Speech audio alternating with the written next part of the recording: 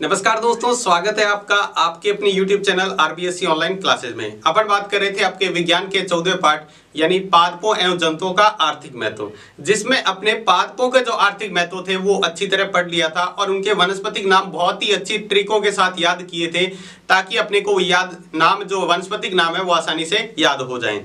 आप ही कह रहे थे कि सर ट्रिक से बताना है, तो वो सारे मैंने नाम ट्रिक से बताए ताकि आपको उसके आसानी से याद रह जाए। तो वो जो पहला भाग था इसका मतलब एक पार्ट का एक भाग था पादपों का आर्थिक महत्व। अब अपने को इसके अंदर पढ़ना है जंतुओं का आर्थिक महत्व। तो सबसे पहले अपन देखते हैं जंतुओं के आर्थिक महत्व में सबसे पहले अपने को देखना है ये जंतुओं का आर्थिक महत्व का मतलब क्या होता है। देखो पहले पुराने जमाने से क्या है, अब देखो इसको आपको क्या है ध्यान से सुनना है। ये एक पूरा चैप्टर एक आगे का स्टोरी टाइप में चलेगा, तो आपको ध्यान से सुनेंगे तो ही उसको आसानी से याद रह जाएगा, ज्यादा आपको याद करने में दिक्कत नहीं होगी। इसके बाद में एक या दो बार आप रीडिंग लगाओगे तो ही याद हो जाएगा। तो देखो जंतुओं का आर्थिक महत्व का मतलब क्या होता है। देखो पुराने जमाने से पहले से क्या है, जंतुओं को पालकर उनसे या तो भोजन और या फिर अन्य सामग्री प्राप्त की जाती थी। कुछ जंतुओं को पालकर उनसे मांस वगैरह प्राप्त किया जाता था जबकि कईयों से क्या है दूध वगैरह और भी सामग्रियां प्राप्त की जाती थी। तो ये काफी पुराने जमाने से प्राचीन समय में से ही चलता आ रहा है। ठीक है, जंतुओं का आर्थिक महत्व लेना। इसके बाद में देखो अब जो है अब क्या किया जा रहा है, उनकी जो नस्लें होती है अच्छी नस्लों की जो नस्लें हैं उनका पालन ज्यादा किया जाता है ताकि हमें अच्छा उत्पादन मिल सके, उनसे अच्छा लाभ हो सके। जैसे अपने गाय देखते हैं तो गाय का पालन उन गायों का पालन ज्यादा किया जाता है जो दूध का उत्पादन ज्यादा करते हैं। तो इसी तरह सभी जंतुओं का पालन उसी हिसाब से किया जाता है जिनसे अपने को लाभ अधिक हो।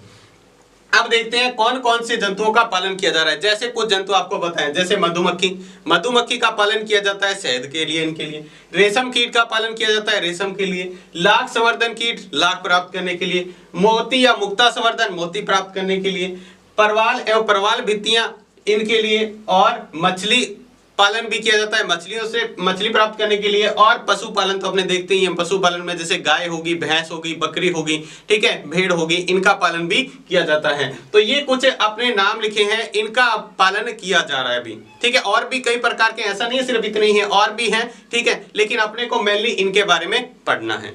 ठीक है, तो इनको शुरू करते हैं। सबसे पहला जो पढ़ते हैं अपन मधुमक्खी पालन। मधुमक्खी पालन को एपीकल्चर भी कहा जाता है। क्या कहा जाता है? मधुमक्खी के पालन को एपीकल्चर कहा जाता है। ठीक है, ये याद 1% पूछा जा सकता है। मधुमक्खी पालन को क्या कहा जाता है? एपीकल्चर कहा जाता है। ठीक है, अब देखो मधुमक्खी पालन जो है उनसे मनुष्य को दो प्रकार के लाभ होते हैं, यानी अपने को दो प्रकार के लाभ होते हैं। कैसे?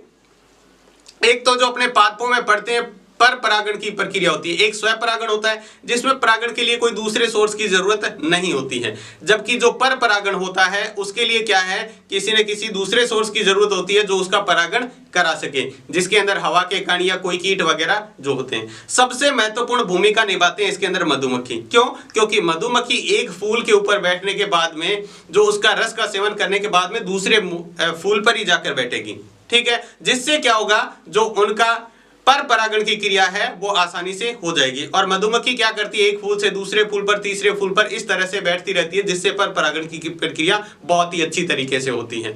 तो आपने ये पढ़ा कि मधुमक्खी पालन से मनुष्य को दोहरे लाभ होते हैं, यानी दो तरह के लाभ होते हैं। सबसे पहला तो अगर पर परागण की क्रिया अच्छी होगी तो उससे फसल की पैदावार भी अच्छी होगी। तो एक लाभ अपने को हो गया कि अगर अपन मधुमक्खी पालन करते हैं तो जो पर परागण की क्रिया बहुत ही अच्छी तरीके से होगी, और पर परागण की क्रिया जितनी अच्छी तरीके से होती है फसल की पैदावार उतनी ही अच्छी होती है, और जिससे अपने को लाभ मिलेगा। ये था पहला। दूसरा देखो इसका जो है, मधुमक्खी के छत्तों से क्या प्राप्त किया जाता है, एक तो शहद प्राप्त किया जाता है और एक मधुमोम, यानी मधुमक्खी के छत्तों से प्राप्त होने वाला जो मोम होता है वो मधुमोम कहलाता है। यानी उससे भी एक प्रकार का मोम प्राप्त होता है, उसको अपन मधुमोम कहते हैं। तो दो चीजें ये प्राप्त होगी, एक तो शहद हो गया और एक मधुमोम हो गया। ठीक है, तो एक तो अपने पर परागण की क्रिया आसानी से परागण होने से क्या होगा, फसल की पैदावार अच्छी हो रही है, और दूसरा इसके शहद और मधुमोम भी प्राप्त होते हैं। आपसे क्वेश्चन पूछा जा सकता है यहाँ पर कि मधुमक्खी पालन से प्राप्त होने वाले दो जो कारक लिखिए या दो कोई भी पदार्थ लिखिए जो मधुमक्खी पालन से, तो आप दोनों के नाम लिख सकते हो, शहद और मोम हो गया, या फिर पर परागण की क्रिया से फसल की पैदावार अच्छी होना। ठीक है, ये लिख सकते हैं। इसके बाद में बात करते हैं थोड़ी सी शहद की। शहद आपको पता है बहुत ही स्वादिष्ट पदार्थ होता है और हजारों सालों से इसका यूज किया जा रहा है शहद का, ठीक है। और शहद एकमात्र ऐसा पदार्थ है जो हजारों लाखों सालों तक, या कह सकते हैं कभी भी खराब नहीं होता है।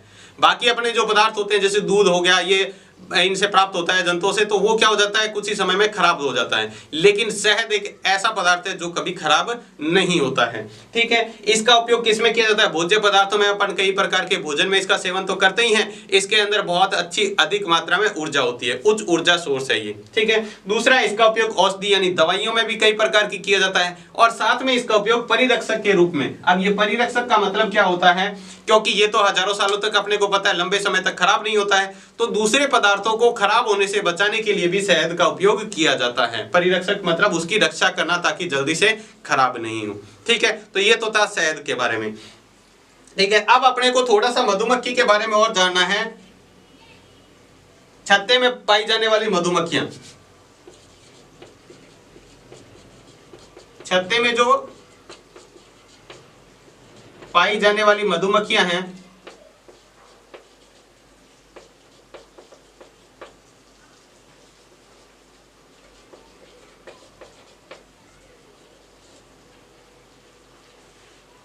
छत्ते में देखो 3 प्रकार की मधुमक्खियां पाई जाती है। कितने प्रकार की? 3 प्रकार की। सबसे पहली होती है रानी, रानी मधुमक्खी। सबसे यानी हेड ऑफ द, कह सकते हैं उसका हेड होते हैं, छत्ते की एक ही होती है जो उसको रानी मधुमक्खी कहा जाता है। दूसरा देखो, ये जो मधुमक्खी होती है जो होती है सैनिक, सैनिक मधुमक्खी। और जो तीसरे प्रकार की अंतिम होती है वो होती है श्रमिक,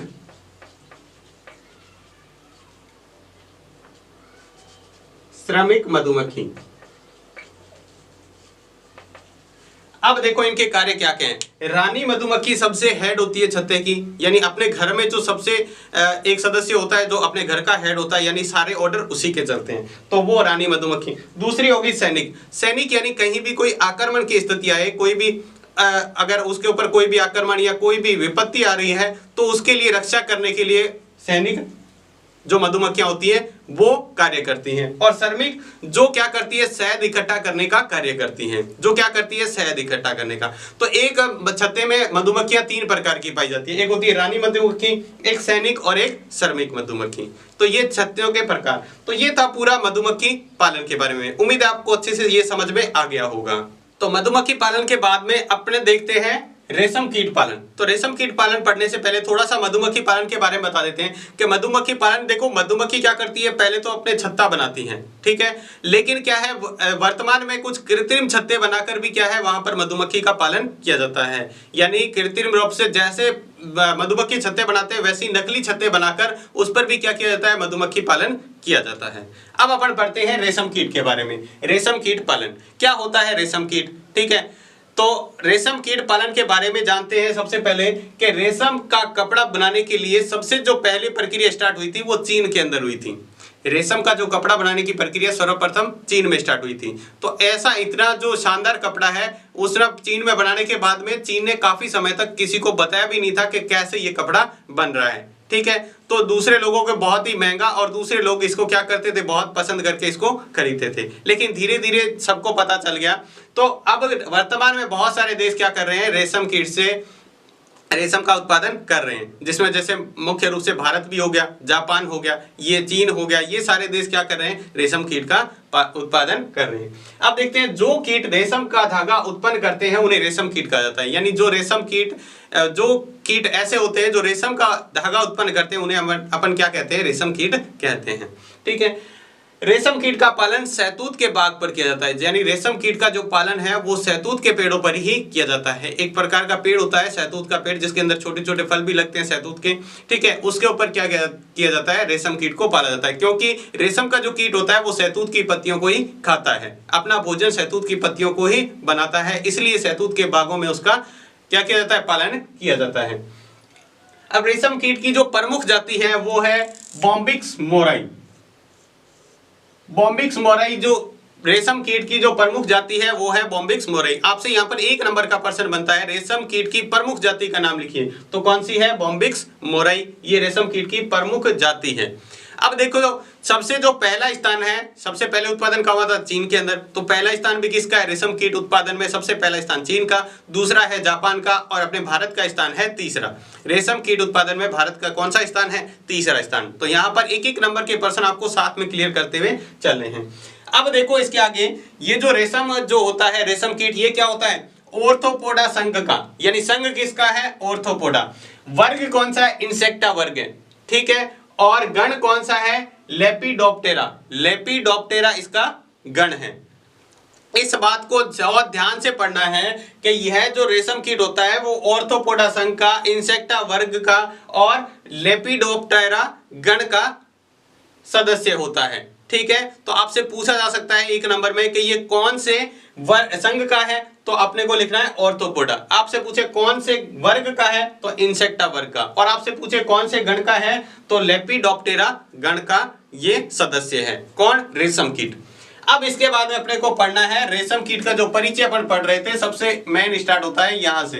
रेशम कीट का जो परिचय है वो यहाँ से, यानी रेशम कीट का उत्पादन कैसे होता है। थोड़ी सी जानकारी प्राप्त करते हैं रेशम कीट के बारे में। क्या होता है रेशम कीट, वो अपने पढ़ लिया कि जो कीट रेशम का धागा उत्पन्न करते हैं अपन रेशम कीट कहते हैं। अब जो आगे की कहानी है उसको बहुत ध्यान से सुनिएगा और इसी प्रकार आपको याद भी रह जाएगी। तो रेशम का जो कीट होता है, सबसे पहले अंडे से क्या होता है? उस लार्वा का निर्माण होता है। अंडे से जो छोटा सा जीव बाहर निकलता है उसको कहते हैं लार्वा, ठीक है। ये जो लार्वा होता है इसके अंदर दो रेशम ग्रंथियां पाई जाती है या लार ग्रंथियां पाई जाती हैं, जो क्या करती है? लार का स्त्रावण करती है, लार उत्पन्न करती है, जिसको अपन रेशम ग्रंथियां कहते हैं। किसके अंदर? सबसे पहली जो स्थिति है, देखो 3 स्थितियां पढ़नी है। सबसे पहले होता है अंडे से क्या हुआ है? पहली स्थिति आ गई लार्वा।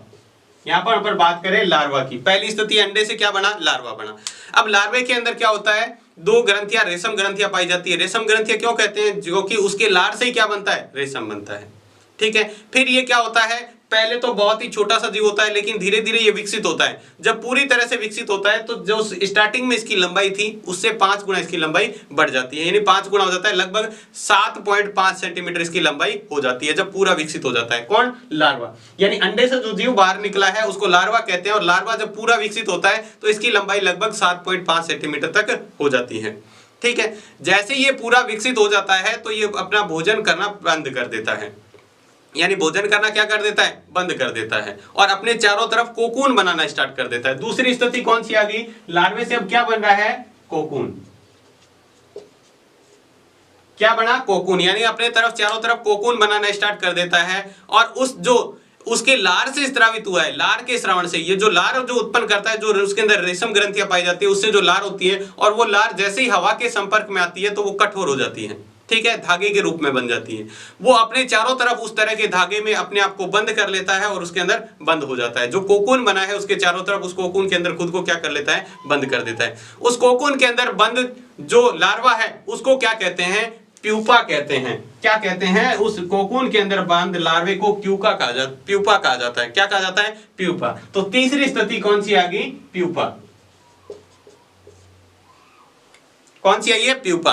प्यूपा किसे कहते हैं? जो कोकून के अंदर बंद निष्क्रिय लार्वा है उसको क्या कहते हैं? प्यूपा कहते हैं। अब ये जो इसके चारों तरफ जो कोकून बना था, ये जो कोकून का धागा होता है, एक धागा, ये लगभग 1 मीटर से लगा के 1.2 मीटर तक का होता है, कहीं कहीं 1.5 मीटर का भी कह सकते हैं। 1 से लगा के 1.5 मीटर का होता है। आपकी किताब के अंदर 1 मीटर से लगा के 1.2 मीटर तक दिया हुआ है, ठीक है। अब ये जो रेशम का धागा बना है, या जो कोकून से जो रेशम का धागा बना है, ये जो कोकून होता है वो किसका बना होता है? कोकून जो बना होता है वो प्रोटीन का बना होता है। किसका बना होता है? प्रोटीन का बना होता है। कोकून किसका बना होता है? प्रोटीन का। इसके भी 2 भाग होते हैं, एक बाहरी भाग, एक आंतरिक भाग।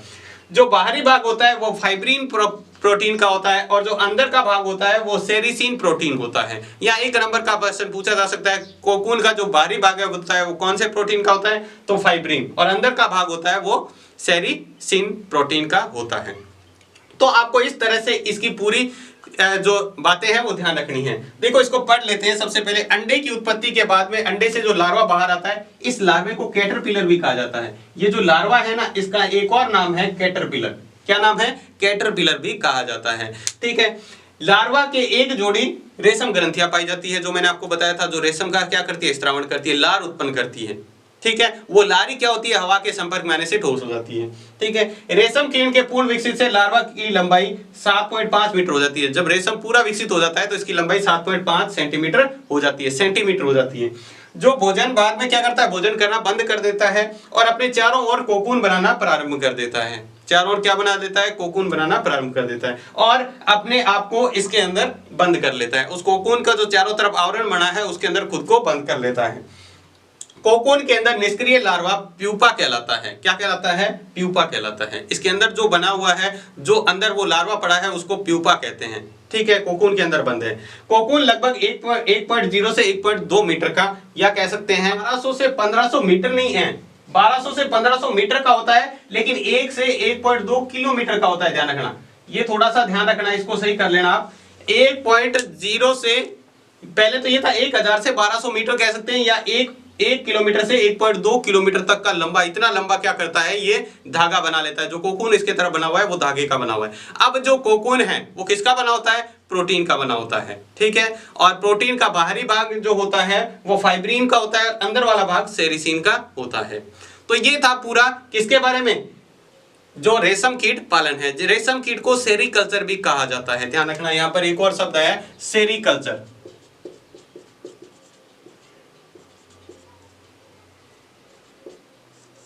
रेशम कीट के पालन को सेरीकल्चर भी कहा जाता है। ये थोड़ा सा आप ध्यान रखना। तो ये था, इस तरह से आप पूरा रेशम कीट पालन है अच्छी तरह आपको ध्यान में रखना है। ठीक है, तो उम्मीद है आपको ये भी समझ में आ गया होगा। इसके बाद तीसरा देखते हैं, जिसके अंदर अपने को पढ़ना है लाख कीट संवर्धन। लाख कीट संवर्धन क्या होता है, लाख के कीटों को पाला जाता है लाख के लिए। लाख आपने सुना होगा, जैसे लाख का नाम नहीं सुना तो लाख की चूड़ियां जो सुना होगा, तो लाख की चूड़ियां किसकी बनी होती है, लाख की, इसीलिए उसको लाख की चूड़ियां कहा जाता है। देखो इसके बारे में, लाख कीट की लक्ष्य ग्रंथियों द्वारा स्त्रावित जो रेजिन युक्त लारदार पदार्थ होता है उसको अपन क्या कहते हैं, लाख कहते हैं। ये जो लाख का कीट होता है इसके अंदर जो ग्रंथियां पाई जाती है, लक्ष्य ग्रंथियां, वो क्या करती है, या सीधा कह सकते हैं लाख का कीट होता है जो क्या करता है, लाख का उत्पादन करता है। लाख के कीट द्वारा लाख का उत्पादन किया जाता है। इसके अंदर लक्ष्य ग्रंथियां पाई जाती है जो लाख कीट का उत्पादन करती है। लाख के लिए लाख कीटों को पालना क्या कहलाता है, लाख संवर्धन कहलाता है। यानी व्यापारिक रूप से अगर लाख के कीटों को पाला जाता है लाख की खेती के लिए या फिर कई लाख उत्पादन के लिए, तो उसको कहते हैं लाख संवर्धन कहा जाता है।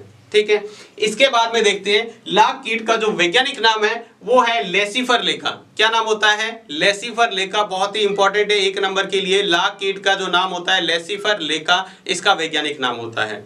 इसके बाद में बात करते हैं कि ये क्या होता है, बहुत छोटे आकार के शल्कीय जीव होते हैं। ये छोटे आकार के छोटे छोटे कीट होते हैं जो क्या करते हैं, पेड़ पौधों की टहनियों से चिपके रहते हैं।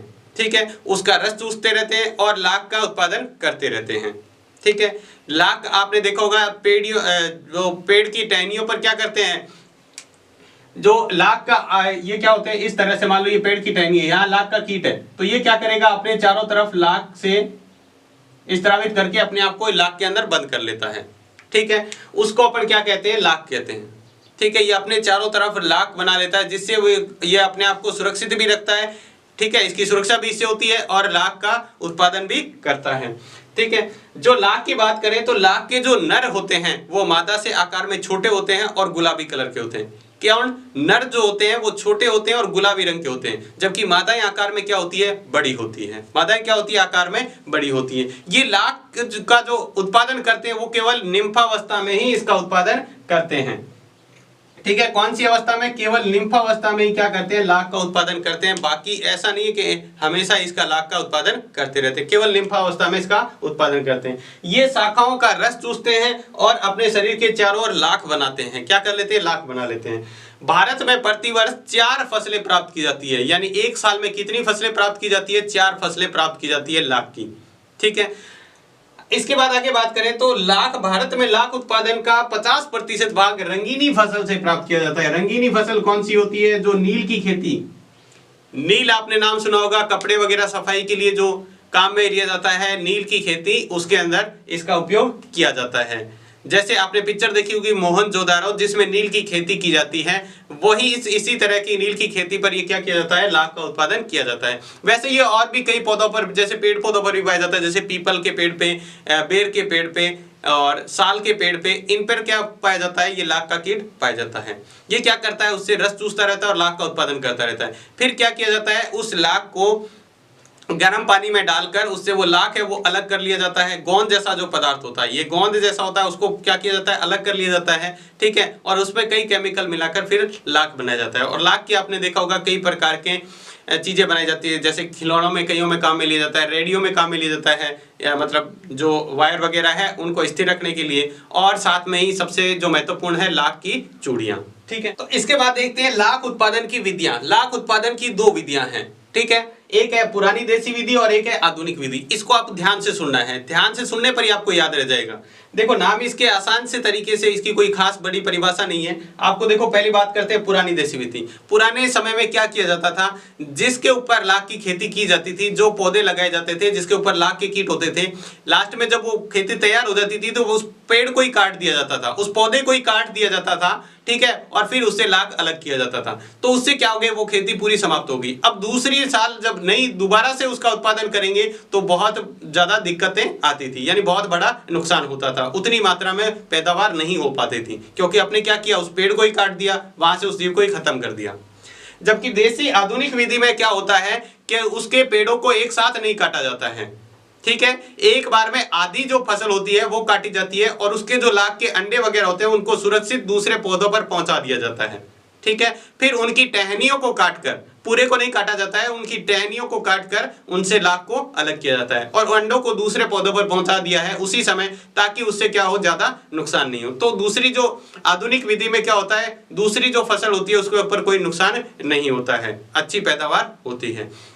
तो ये इसकी दो आसान सी विधियां हैं। अब देखो भारतीय लाख अनुसंधान केंद्र, यानी इस लाख के लिए एक अनुसंधान केंद्र बनाया गया है लाख के लिए, जो भारतीय लाख अनुसंधान केंद्र कहलाता है। और ये कहां पर है, रांची बिहार के अंदर, यानी बिहार के अंदर ये जो है वो लाख अनुसंधान केंद्र बनाया गया है भारत के अंदर।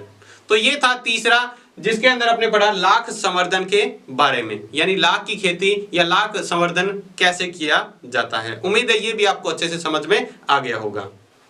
तो आज की क्लास में बस इतना ही। बाकी जो बचे हुए आर्थिक जो महत्व के जंतु है उसके बारे में अपन पढ़ेंगे नेक्स्ट क्लास में, जिसमें मछली पालन हो गया, ठीक है, और जैसे पशुपालन हो गया, मोती और मुक्ता संवर्धन हो गया, वो भी बहुत महत्वपूर्ण है, जो अपन नेक्स्ट क्लास में, अगली क्लास में इसमें बात करेंगे। तो आज की क्लास आपको कैसी लगी हमें कमेंट बॉक्स में लिखकर आपको जरूर बताना है, और साथ में आपका कोई सलाह या सुझाव है तो भी आप कमेंट बॉक्स में लिखकर बता सकते हैं। तो आज की क्लास में बस इतना ही, धन्यवाद।